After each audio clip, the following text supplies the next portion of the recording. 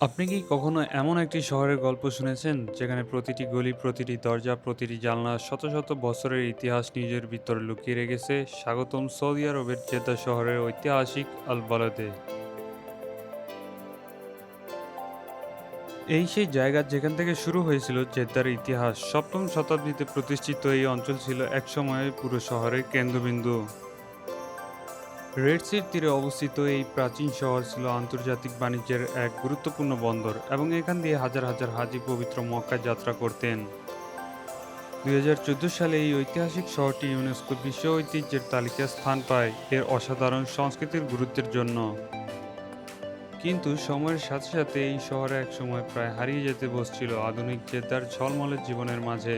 মানুষ ধীরে ধীরে ছেড়ে দেয় এই পুরনো এলাকা। আজ আবার নতুন করে শুরু হয়েছে এই ঐতিহ্যের পুনর্জাগরণ, সংস্কার, সংরক্ষণ আর নতুন প্রজন্মের ভালোবাসায় আল বালাদ ফিরে পেয়েছে তার পুরনো গৌরব। এই ভিডিওতে আমরা আপনাকে নিয়ে যাব এই ঐতিহাসিক শহরের ভেতরে তার লুকানো গল্প, স্থাপত্য, সংস্কৃতি আর অবিশ্বাস্য সৌন্দর্যের এক যাত্রায়। তাহলে চলুন দেরি না করে ঘুরে আসি জেদ্দার প্রাচীন শহর আল বালাদ থেকে।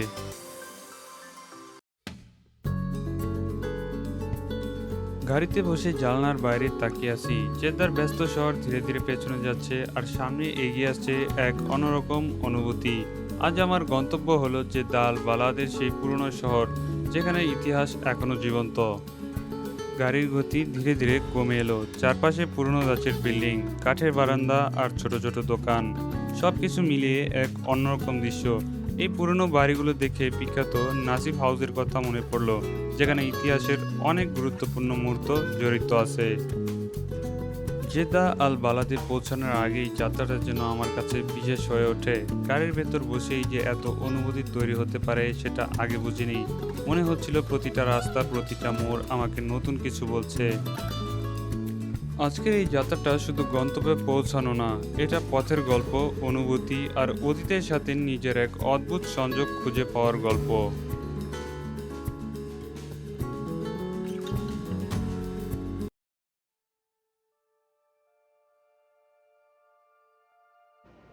জেদ্দা আল বালাদের সেই পুরনো রাস্তায় পা রেখে মনে হলো যেন বর্তমান থেকে হঠাৎ করে কয়েকশো বছর পেছনে চলে এসেছি আমরা। চারপাশে তাকাতেই চোখে পড়ল পুরনো স্থাপত্য, কাঠের তৈরি জালনা আর বারান্দা, যেগুলোকে স্থানীয়রা রসন বলে। প্রতিটা বাড়ি যেন নিজের ভেতর লুকিয়ে রেখেছে হাজারো গল্প ও স্মৃতি। হাঁটতে হাঁটতে অনুভব করলাম এই জায়গাটার আলাদা একটি প্রাণ আছে। জেদ্দার এই আধুনিকতার সাথে এই পুরনো শহরের এক অদ্ভুত মিল ঘটেছে এখনও। ছোট ছোট দোকান, পুরনো বাজার আর মানুষের কোলাহল, সব মিলিয়ে মনে হচ্ছিল আমি যেন ইতিহাসের এক জীবন্ত অধ্যায়ের মধ্যে দিয়ে হাঁটছি। চারিপাশের সরু গলি দিয়ে হাঁটতে হাঁটতে মনে হচ্ছিল প্রতিটা ইট, প্রতিটা দেওয়াল যেন ইতিহাসের সাক্ষী। এই জায়গাটা শুধু একটি পুরনো শহর নয়, এটি ইউনেস্কো এর স্বীকৃত একটি বিশ্ব ঐতিহ্য, যা এর গুরুত্ব আরও বাড়িয়ে দিয়েছে। আমরা যাচ্ছিলাম বাব মক্কা গেটের দিকে, তবে হাঁটতে হাঁটতে একটা জিনিস লক্ষ্য করলাম। সূর্যের নরম আলো পুরনো বিল্ডিংগুলোর গায়ে পড়ে এক সোনালি আভা তৈরি করেছে। শত বছরের পুরনো সেই বাড়িগুলোর কাঠের বারান্দা, খোদাই করা জানলা, সবকিছু যেন ইতিহাসের নিঃশব্দ গল্প বলছে। রাস্তার দুই পাশে ছোট ছোট দোকান, যেখানে বিক্রি হচ্ছে মশলা, আতর, পুরনো স্টাইলের কাপড় আর হাতে বানানো নানান জিনিসপত্র। দোকানদারের ডাক, হালকা হাসি, সব মিলিয়ে এক জীবন্ত পরিবেশ। এই জায়গাটার সবচেয়ে সুন্দর দিক হলো এখানে আপনি কখনো একা নন। চারপাশে মানুষের ভিড়, কিন্তু সেই ভিড়েও এক অদ্ভুত প্রশান্তি আছে। সবাই যেন নিজের গল্প নিয়ে ব্যস্ত, তবুও এক অদৃশ্য বন্ধনে সবাই যুক্ত। সরু গলির দুই পাশে সারি সারি দোকান, কোথাও রঙিন কাপড় ঝুলছে, কোথাও মশলার বস্তা থেকে ভেসে আসছে তীব্র মিষ্টি ঘ্রাণ। পুরনো কাঠের দরজা আর জানলার নিচে বসে দোকানিরা আপনাকে হাসি মুখে ডাকবে, ভাই একটু দেখে যান। এই ডাকের মধ্যে আছে এক ধরনের আন্তরিকতা। এখানকার দোকানগুলোতে আপনি পাবেন ঐতিহ্য আর সংস্কৃতির এক অসাধারণ মিশ্রণ। পুরনো দিনের আতর, হাতে বানানো অলংকার, ঐতিহ্যবাহী অ্যারাবিয়ান পোশাক, সবকিছু যেন সময়ের সাথে তাল মিলিয়ে আজও টিকে আছে। কিছু দোকান আবার দেখা যায় প্রজন্মের পর প্রজন্ম ধরে একই ব্যবসা চালিয়ে যাচ্ছে। তাদের চোখে মুখে গর্ব এই ঐতিহ্য বাঁচিয়ে রাখার প্রচেষ্টায়। আমি একটু খেয়াল করে দেখলাম বাব মক্কার আশেপাশের দোকানগুলোতে ভিড় একটু বেশি থাকে। এখানে স্থানীয়দের পাশাপাশি পর্যটকদের আনাগোনা লেগেই থাকে। কেউ স্মৃতিচিহ্ন কিনছে, কেউ বা ঘুরে ঘুরে দেখছে। এই জায়গাটা এক্সপ্লোর করতে করতে হঠাৎ চোখে পড়লো ছোট একটা খেজুরের দোকান, যেন মিষ্টি সুবাসে আমাদের আমন্ত্রণ জানাচ্ছিল। দোকানের সামনে এসে দাঁড়াতেই দেখা গেল সারি সারি খেজুর সাজানো, কোনোটা বড়, কোনোটা ছোট, কোনোটা বাদামি, আবার কোনোটা সোনালী রঙের। দোকানদার হাসি মুখে বললেন, এসে দেখুন আজকের ফ্রেশ খেজুর। তার আন্তরিকতায় থেমে না থেকে পারলাম না। হাঁটতে হাঁটতে এমন একটা দোকানে ঢুকে পড়া, এটা হয়তো ছোট একটি ঘটনা, কিন্তু অনুভূতি ছিল অসাধারণ। খেজুরের মিষ্টি স্বাদ আর দোকানদারের আন্তরিক ব্যবহার এ যেন ভ্রমণকে আরো স্মরণীয় করে তুলল। দোকানের ভিতর তাকিয়ে দেখলাম সুন্দরভাবে সাজানো প্যাকেট করা খেজুর, যা পর্যটকদের জন্য পারফেক্ট গিফট বলা চলে। অনেকেই এখান থেকে কিনে নিয়ে যাচ্ছে তাদের প্রিয়জনদের জন্য, কারণ এই খেজুর শুধু স্বাদের নয়, বরং এটি বহন করে এই অঞ্চলের ঐতিহ্য। এই খেজুর শুধু একটি ফল নয়, এটা সংস্কৃতির একটি অংশ, বিশেষ করে আজওয়া, যা মদিনার জন্য বিখ্যাত এবং ধর্মীয় গুরুত্ব রয়েছে। এছাড়াও ছিল মেরজল, যা আকারে বড় এবং স্বাদে অত্যন্ত মিষ্টি। আমরা বাব মক্কার রাস্তা দিয়ে হাঁটছিলাম, যেতে যেতে চোখে পড়ল একটি ছোট পুরনো দোকান। বাইরে থেকে ঝলমল করে উঠছিল সোনালী রঙের কিছু জিনিস। কৌতূহল সামলাতে না পেরে আমরা ভেতরে ঢুকে পড়লাম। ভেতরে ঢুকেই যেন এক অন্যরকম জগৎ। মাটির উপর আর তাক জুড়ে সাজানো রয়েছে পিতলের তৈরি নানান ধরনের হুক্কা বা সীসা, ছোট ছোট বেস, লম্বা ধাতব পাইপ আর কারুকাজ করা অংশগুলো যেন এক একটা শিল্পকর্ম। প্রতিটা জিনিসে হাতের কাজ স্পষ্ট, যা আজকাল খুবই কম দেখা যায়। দোকানদার ধীর হাসিতে বললেন, এগুলো শুধু ব্যবহার করার জিনিস না, এগুলো আমাদের ঐতিহ্য। কথাটা শুনে আরও ভালো করে লক্ষ্য করলাম প্রতিটা হুক্কার গায়ে সূক্ষ্ম নকশা আর আরব সংস্কৃতির এক বড় অংশ বহন করে। আমরা কৌতূহলবশত এগুলোর দাম জানতেই দোকানওয়ালা বললেন প্রতি পিসের দাম 400 থেকে 500 রিয়াল করে, যা বাংলাদেশি টাকায় 16,000 টাকার মতো। আমার কাছে এটা খুবই এক্সপেন্সিভ এবং ব্যয়বহুল মনে হয়েছে।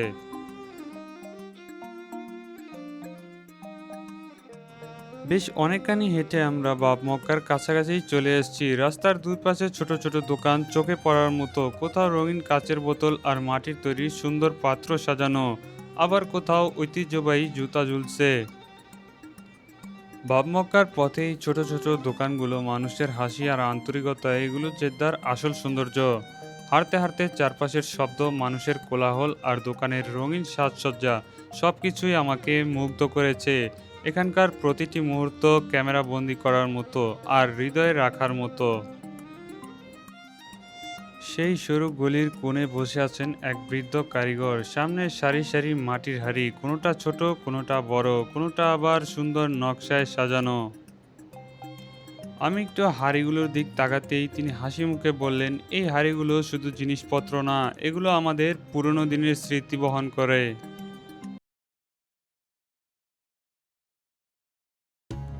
দর্শক, আমরা বলতে বলতে বাপ মক্কার গেটের সামনে চলে এসেছি। দূর থেকে কতটা সুন্দর লাগছে একবার দেখুন। ভাবতেই অবাক লাগে, একটা সময় ছিল যখন আধুনিক রাস্তা বা বিমান ছিল না। তখন হজযাত্রীরা দূর দূরান্ত থেকে সমুদ্র পথে জেদ্দায় পৌঁছাতেন। জেদ্দা ছিল মক্কার প্রবেশদ্বার, আর সেই মক্কার দিকে যাত্রার অন্যতম প্রধান দরজা ছিল বাব মক্কা। এই গেট দিয়ে হাজার হাজার হজযাত্রী প্রবেশ করতেন। তারপর এখান থেকেই তারা পায়ে হেঁটে বা উটের কাফেলা করে মক্কায় রওনা দিতেন। আর এই জন্যই একে বাব মক্কা বা মক্কার গেট বলা হয়। বাব মক্কার গেটটি তৈরি করা হয়েছিল মূলত শহর রক্ষা এবং প্রবেশ নিয়ন্ত্রণের জন্য। 16 শতকে যখন জেদ্দায় অটোমান এম্পায়ারেরও অধীনে ছিল, তখন পুরো শহরটিকে ঘিরে একটি প্রাচীর নির্মাণ করা হয়। এই প্রাচীরের কয়েকটি গেটের মধ্যে বাব মক্কা ছিল সবচেয়ে গুরুত্বপূর্ণ, কারণ এটি সরাসরি মক্কার পথে সংযোগ ছিল। গেটটি ছিল নিরাপত্তার প্রতীক। শহরে কে ঢুকছে কে বের হচ্ছে তা নিয়ন্ত্রণ করা হতো এখান থেকেই। একই সঙ্গে এটি ছিল বাণিজ্যিক পথের একটি কেন্দ্র, যেখানে ব্যবসায়ী, পর্যটক ও যাত্রীদের মিলন হতো। বাব মক্কার গেটটি বিশাল আকারের না হলেও এর স্থাপত্য ছিল খুবই শক্তিশালী ও কার্যকর। এটি পাথর ও প্রবাল কোরাল স্টোন দিয়ে তৈরি। দেওয়াল ছিল মোটা ও মজবুত। গেটের উচ্চতা ছিল এমন যাতে উটের কাফেলা সহজেই প্রবেশ করতে পারে। গেটের দুই পাশে ছিল পাহারার জন্য টাওয়ার। পুরো জেদ্দা শহরের প্রাচীর একসময় প্রায় 1.5 কিলোমিটার দীর্ঘ ছিল এবং বাব মক্কা ছিল তার অন্যতম প্রধান প্রবেশপথ। আমরা বাব মক্কা থেকে বের হয়ে একটি মধুর দোকানে ঢুকলাম। দোকানটি খুব বড় নয়, কিন্তু ভেতরে ঢুকতেই মনে হলো যেন সোনালী রঙের এক জগতে চলে এসেছি। প্লাস্টিকের বোতলে সাজানো নানান রঙের মধু, কোনোটা হালকা সোনালী, কোনোটা গাঢ় বাদামি, আবার কোনোটা প্রায় কালচে। দোকানের মালিক হাসি মুখে আমাদের স্বাগতম জানালেন। তিনি বলতে লাগলেন এই মধুগুলো এসেছে সৌদি আরবের বিভিন্ন অঞ্চল থেকে। তিনি আরও বলতে লাগলেন, কোথাও পাহাড়ি ফুলের রস, কোথাও গাছের নির্যাস, প্রতিটির মধুর আছে আলাদা স্বাদ, আলাদা গল্প। দোকান মালিকের ভালো আচরণ আর ছোট্ট মধুর দোকানটা আমাদের ভ্রমণের একটা মিষ্টি স্মৃতি হয়ে রইল, যেখানে শুধু মধু নয়, ছিল মানুষ আর মুহূর্তের ভালোবাসা।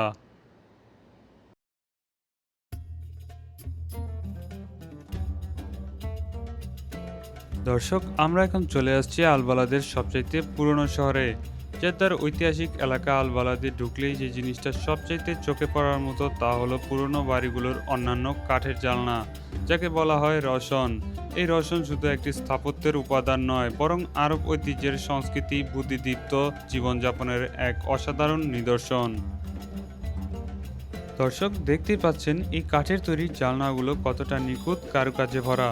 এগুলো শুধু সৌন্দর্যের জন্য না, এগুলোর পেছনে আছে এক অসাধারণ বিজ্ঞান। রওশন মূলত উসমানীয় আমলে জনপ্রিয় হয়। তখনকার সময় জেদ্দা ছিল একটি গুরুত্বপূর্ণ বাণিজ্যিক কেন্দ্র। দূর দূরান্ত থেকে ব্যবসায়ীরা আসতো এখানে, আর তাদের সংস্কৃতি মিশেই তৈরি হয়েছিল এই অনন্য স্থাপত্য। দর্শক, আসুন জানি তৎকালীন সময়ে এই রওশন বা জানলাগুলোর কাজ কী ছিল। প্রথমত, এটি ঘরের ভেতরে বাতাস চলাচল সহজ করে। দ্বিতীয়ত, বাইরে থেকে কেউ ভেতরে দেখতে পারে না, মানে প্রাইভেসি বজায় থাকে। তৃতীয়ত, তীব্র গরমেও ঘরের ভেতর ঠান্ডা রাখে।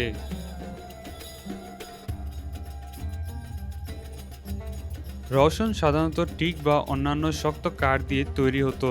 প্রতিটি ডিজাইন হাতে খোদাই করা, যা আজকের দিনে প্রায় হারিয়ে যেতে বসছে। বর্তমানে ইউনেস্কো এই ঐতিহাসিক এলাকাকে বিশ্ব ঐতিহ্য হিসেবে স্বীকৃতি দিয়েছে, তাই এখন এই রওশনগুলো সংরক্ষণের বিশেষ গুরুত্ব দেওয়া হচ্ছে। দর্শক, এখন যে বাড়িগুলো দেখতে পাচ্ছেন, এগুলো তৈরি হয়েছিল সমুদ্রের প্রবাল পাথর দিয়ে। লোহিত সাগরের কাছাকাছি থাকায় প্রবাল প্রাচীর থেকে প্রাকৃতিকভাবে তোলা কোরাল স্টোন সংগ্রহ করা হতো।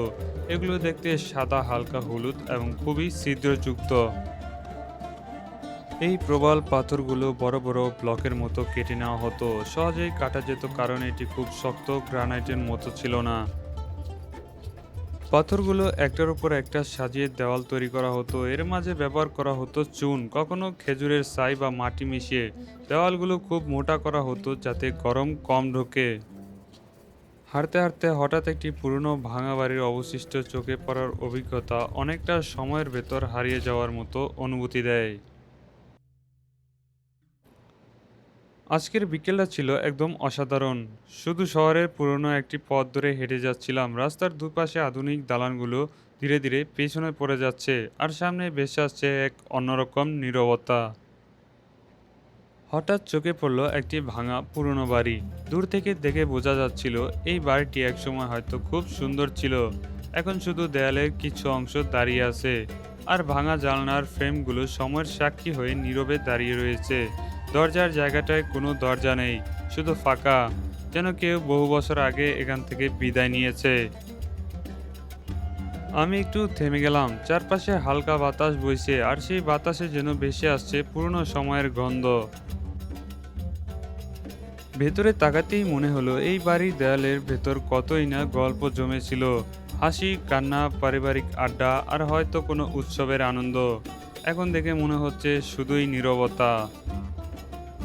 আমি কিছুক্ষণ দাঁড়িয়ে থাকলাম। মনে হচ্ছিল এই ভাঙা বাড়িটা শুধু ইট পাথরের কাঠামো না, এটা একটা সময়ের স্মৃতি যা ধীরে ধীরে মুছে যাচ্ছে।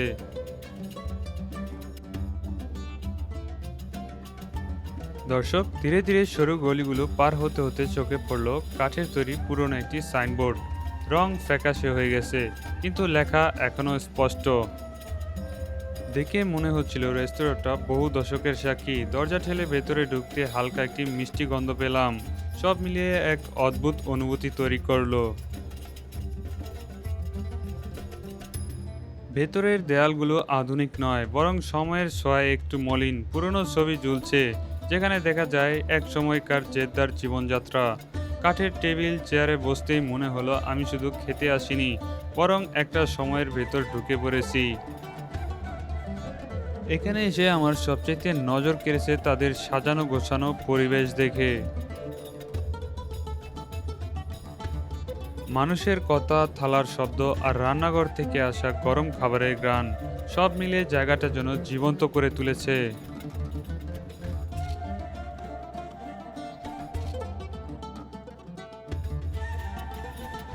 বের হয়ে আসার সময় মনে হচ্ছিল আমি শুধু একটা রেস্তোরাঁতে আসিনি, বরং আল বালাদের একটি জীবন্ত অংশের সাথে কিছুক্ষণ সময় কাটাতে এসেছি। সেই অনুভূতি সব সময় মনে থেকে যায়, খাবারের স্বাদ নয়, বরং জায়গাটার গল্প। রেস্তোরাঁ থেকে বের হওয়ার সময় হঠাৎ চোখে পড়ল একটা ছোট দেওয়াল, কাঠের ফ্রেমে সাজানো কিছু পুরনো ছবি। আমি একটু কাছে গিয়ে দাঁড়ালাম। ছবিগুলো যেন শুধু ছবি না, এক একটা সময়ের দরজা খুলে দিচ্ছে। কোথাও দেখা যাচ্ছে পুরনো জেদ্দার ব্যস্ত বাজার, কোথাও আবার সমুদ্রের ধারে দাঁড়িয়ে থাকা সাধারণ মানুষের জীবনযাপন। কিছু ছবিতে ধরা আছে হাসি খুশি, কিছু নীরবতা, যেন বহু বছর আগে এভাবেই তৈরি হয়েছিল ইতিহাস।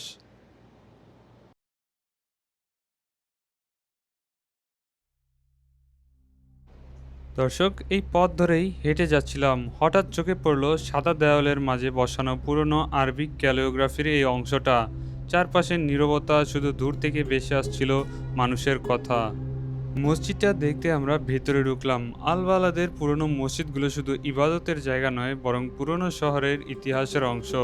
এই এলাকায় অনেক মসজিদ শত শত বছর আগে তৈরি হয়েছিল, যখন জেদ্দা ছিল হজযাত্রী আর ব্যবসায়ীদের গুরুত্বপূর্ণ বন্দর নগরী। দর্শক, মসজিদের দেয়ালে যে আরবি ক্যালিগ্রাফিটি আমরা দেখলাম, সেগুলো মূলত কোরআনের আয়াত, দোয়া বা ইসলামী শিল্পকলার নিদর্শন। সেই সময়ে কারিগররা নিজ হাতে খোদাই করে এগুলো তৈরি করতেন। পুরনো এই মসজিদগুলোর নির্মাণ শৈলীতে আছে আলাদা বৈশিষ্ট্য। প্রবাল পাথর, চুন ও কাঠ দিয়ে তৈরি দেওয়াল গরম আবহাওয়া সহনীয় করত। ছোট ছোট জানলা আর খোলা বাতাস চলাচলের ব্যবস্থা ছিল খুবই বুদ্ধিদীপ্ত, যা আমাকে অনেক অবাক করেছে।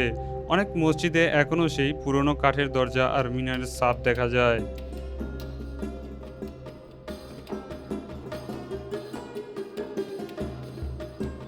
মসজিদ থেকে বের হতেই যেটা আমার সবচাইতে নজর কেড়েছে তা হচ্ছে এই মসজিদের মিনার।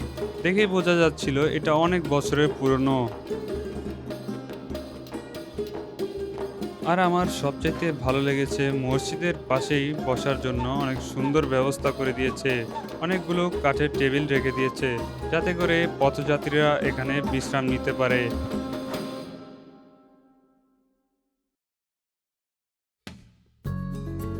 মসজিদ থেকে বের হয়ে আমরা রওনা দিয়েছি সেই বিখ্যাত নাসিফ হাউসের দিকে।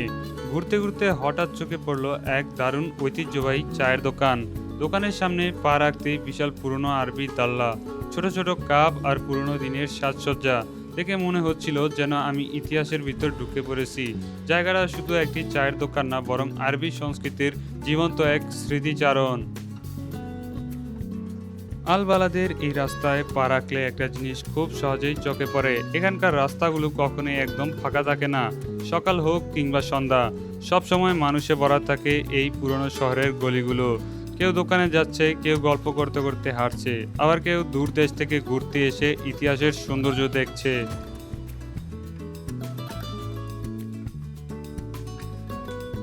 দর্শক, আমরা আছি এখন বিখ্যাত সেই নাসিফ হাউসের সামনে।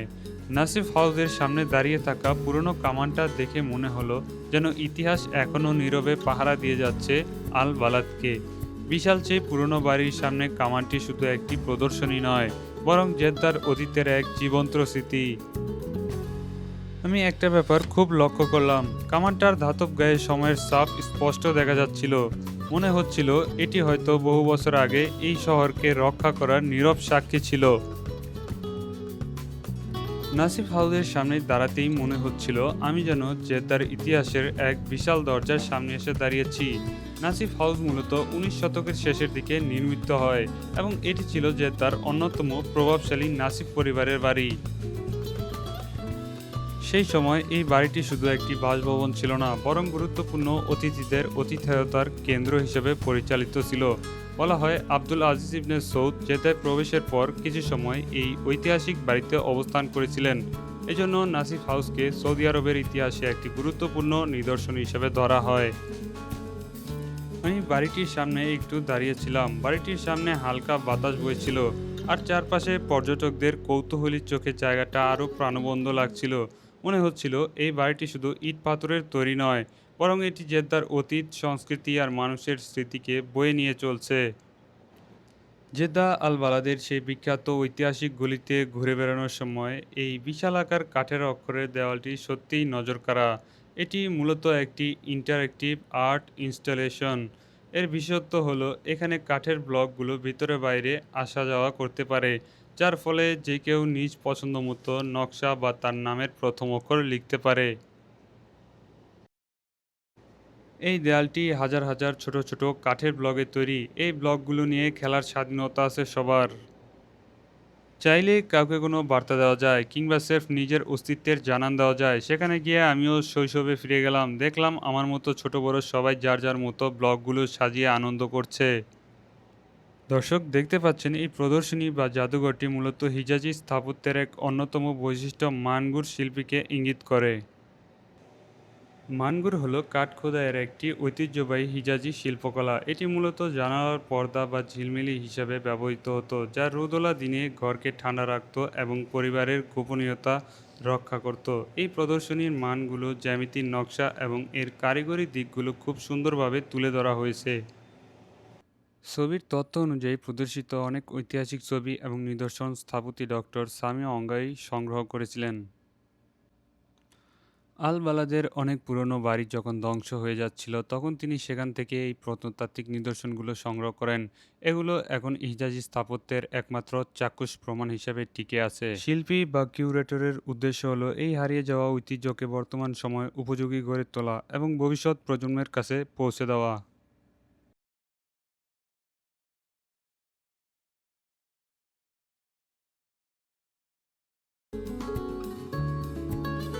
আমরা একটু এগোতেই চোখে পড়লো একটি ঐতিহ্যবাহী দোকান। দোকানের সামনে ঝুলছিল রঙিন চামড়ার বেল্ট, হাতের তৈরি স্যান্ডেল আর আরব সংস্কৃতির নানা কারুকাজ। দূর থেকে মনে হচ্ছিল যেন পুরনো জেদ্দার ইতিহাস এই দোকানটির প্রতিটা জিনিসের মধ্যে লুকিয়ে রয়েছে।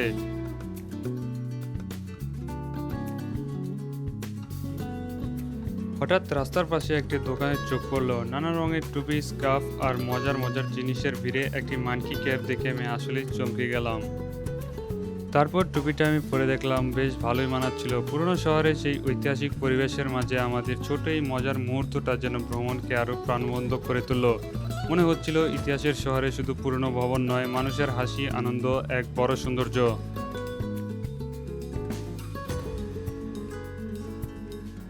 তারপর আমরা সৌদি রিয়ালে 10 রিয়াল দিয়ে এই ক্যাবটি কিনে নিলাম আর হাসতে হাসতে দুই ভাই বললাম, আল বালাদে এসে ইতিহাস দেখলাম ঠিকই, কিন্তু আজকের আসল স্মৃতি হয়ে থাকবে এই মানকি ক্যাব।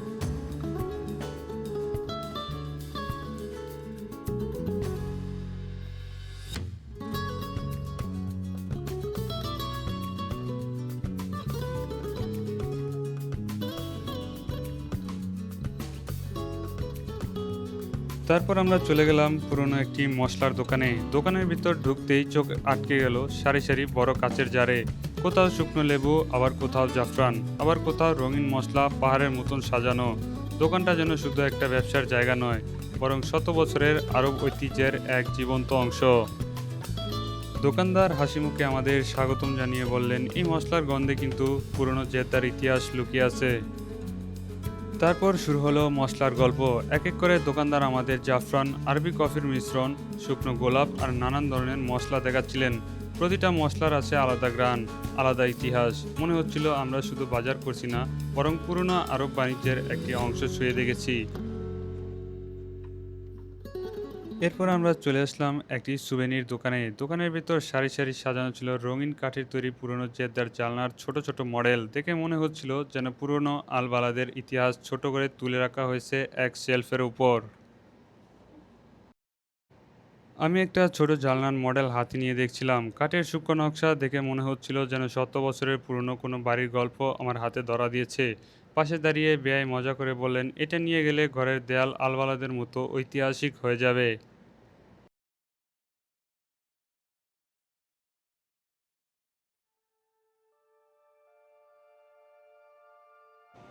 আমরা এখন চলে আসছি আল শর্না আর্কিওলজিক্যাল ফর্ট্রেসে। এটি ছিল জেদ্দার পুরনো বন্দরনগরীর একটি গুরুত্বপূর্ণ প্রতিরক্ষা স্থাপনা। এই দুর্গটি মূলত সমুদ্রপথে আসা ব্যবসায়িক জাহাজ, তীর্থযাত্রী এবং শহরকে রক্ষা করার জন্য নির্মাণ করা হয়েছিল। বিশেষ করে আলবালাদের এলাকার ইতিহাসের সঙ্গে এই দুর্গের গভীর সম্পর্ক রয়েছে। অটোম্যান যুগে জেদ্দা ছিল মক্কা যাওয়ার হজযাত্রীদের প্রবেশদ্বার, তাই শহরকে রক্ষা করতে উপকূল জুড়ে বিভিন্ন দুর্গ প্রাচীর তৈরি করা হয়। আল সরনা দুর্গ সেই প্রতিরক্ষা ব্যবস্থার অংশ ছিল। এখানে প্রহরীরা অবস্থান করতেন এবং সমুদ্রের দিকে নজর রাখতেন। বর্তমানে এই দুর্গটি একটি ঐতিহাসিক নিদর্শন হিসাবে সংরক্ষণ করা হয়েছে সৌদি মিনিস্ট্রি অফ কালচারের তত্ত্বাবধানে। এটি জেদ্দার ঐতিহাসিক অংশ হিসাবে পরিচিত পেয়েছে। পর্যটকরা এখানে এসে পুরনো জেদ্দার সামুদ্রিক ইতিহাস, বাণিজ্য এবং প্রতিরক্ষা ব্যবস্থার গল্প জানতে পারেন।